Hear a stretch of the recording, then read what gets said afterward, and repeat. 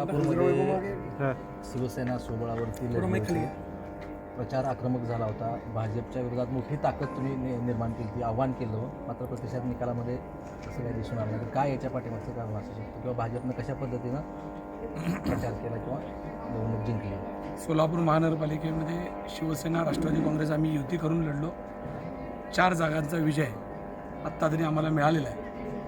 वास्तविक तुम्हाला माहीत आहे कशा पद्धतीचं इलेक्शन सोलापुरात झालं.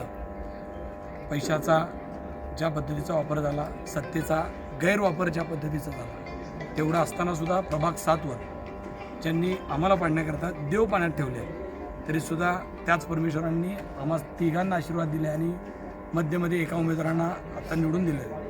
खऱ्या अर्थानं एकनाथजी शिंदे साहेबांच्या लाडक्या बहिणीने आम्हाला आशीर्वाद देऊन महापालिकेत सर्वांची सेवा करण्याची संधी दिलेली आहे. भले संख्येने जरी आम्ही 4 असू 5 असू तरीसुद्धा तुम्हाला माहीत आहे मनाने आम्ही 100 आहोत. त्या ताकदीनं आम्ही त्या 100ला त्यांच्यासोबत विरोधी पक्षनेता कशा पद्धतीचं काम करू शकतो ते दाखवून देऊ आणि त्यांच्यासोबत आम्ही बापू. सोलापूरमध्ये अमोल शिंदे आणि चेतन नरोटे तसेच अन्य आनंद चंदनशिवे यांना पाडण्यासाठी एक विशेष मोहीम राबवण्यात आली होती. काय सांगा? नाही, ज्या पद्धतीनं भारतीय जनता पार्टीच्या काही नेतृत्वाने तुम्ही बघितलं की आम्हाला पाडण्यासाठी जंग पछाडला काही नावं घेऊन सांगत होते, रात्रभर झोपत नव्हते. प्रत्येक गोष्टीचा वापर झाला.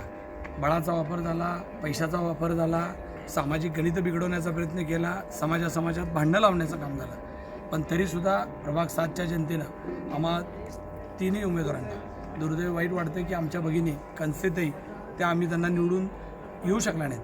पण वास्तविक आम्हाला जे यश प्राप्त झाले त्याबद्दल मी सर्व मतदारांचे मनापासून संघर्ष नायक म्हणून अमोल बापूंकडे पाहिलं जातं. अतिशय कठीण असा संघर्ष आपण केला. इव्हन आपण भावनिकी झाला होता. बापू, काय सांगाल? कुणीतरी बोललं पाहिजे होतं आणि कुणीतरी त्या विषयाला वाचा फोडली पाहिजे. या उद्दिष्टानं मी सगळ्यांना बोलण्याचा आणि जागा करण्याचा प्रयत्न केला. माझा कुणाला वैयक्तिक विरोध नाही आहे, ना पालकमंत्री महोदयांना आहे, ना मला कुणाला नाही आहे. पण ज्या पद्धतीचं वातावरण त्यांनी शहरामध्ये तयार झालं सुरुवातीपासून, त्याच्यामध्ये जी चीड होती ती व्यक्त सर्वसामान्यांच्या मनात होती.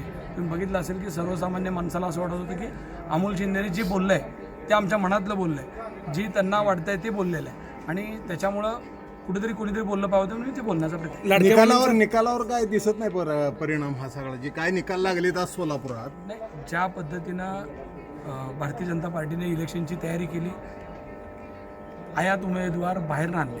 तुम्ही बघितलं असेल भारतीय जनता पार्टीच्या उमेदवारांचा कितपत यश आहे. त्यांनी प्रभाग 6मध्ये उबाटाच्या उमेदवारांना उमेदवारी दिल्या. त्यांनी प्रभाग 22मध्ये ह्याच्या उमेदवारांना राष्ट्रवादी काँग्रेसच्या उमेदवारांना उमेदवारी दिल्या.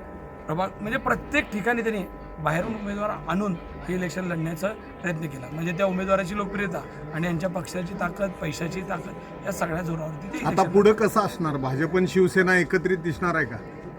आजच्या मिटिंगला तर मला ते सांगता येणार नाही. याचं कारण आहे माझे नेते एकनाथजी शिंदे साहेब हे राज्याचे प्रमुख म्हणून माझ्या शिवसेनेचं काम करतात.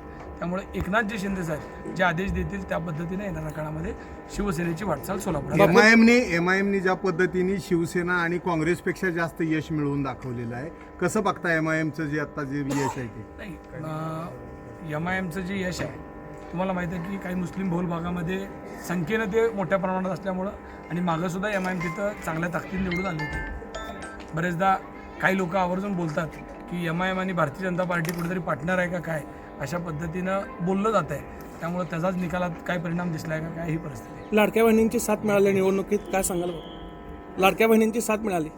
लाडक्या बहिणींची प्रभाग क्रमांक 7मध्ये प्रचंड मोठा तुम्ही बघितलं की मताधिक्य मला वाटतं आमचं एकच उमेदवारांचं 100 आहे. बाकी त्याच्यापेक्षा सगळे मताधिक्य जास्त आहे. मला पाडण्यासाठी खास करून खूप प्रयत्न झाले. पण ज्या पद्धतीनं तुम्ही पत्रकार बांधवांनी असेल, प्रभागातल्या लोकांनी असेल आणि सोलापूरकरांनी अशा संघर्षाच्या काळात मला साथ दिली त्याचा हा कौल आहे असं मी समजतो.